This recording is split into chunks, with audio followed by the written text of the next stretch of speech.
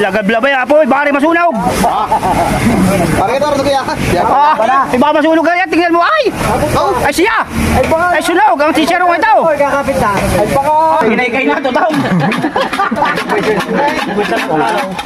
Hindi ba sabi itong tagal na rayo? Ay, takusay.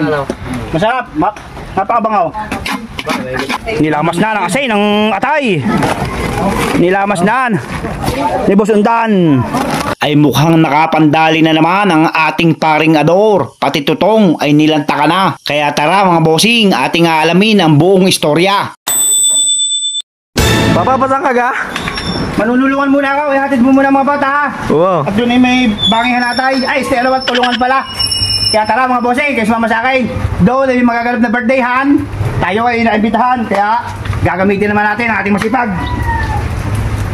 Tara mga boss, kayo sumama sa akin. Ulo ikaw, sasama ka din sa patay-patay, tayo manunulungan, mga ngatay ng pinakikatay. Susunod na ako doon. At ako lang may atay din ay titikman ko ang atay na yun kung masarap. Ay garini nga ang istorya niyan mga bossing. Ay dini nga ho ay may magaganap na namang birthdayhan. Siyempre, tayo ay imbitado diyan. Ari naman ho ay malapit laang, di nilang ho sa aming kanluran. Maraming salamat nga pala sa Dinglasan and Laza family. Okay, magkape ka na, paredor. Ay wala pa nagagawa, magkakape na agad. Pwede rin.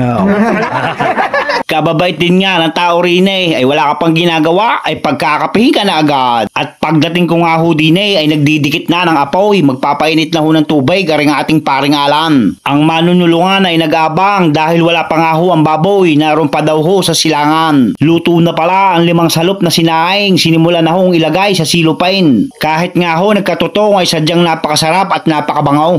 Kinay-kay na ako. Tutong, hinay-kay na, tutong. Hindi ba sabi itong tagal na rayo? Ay, takusay. Masarap, napakabangaw.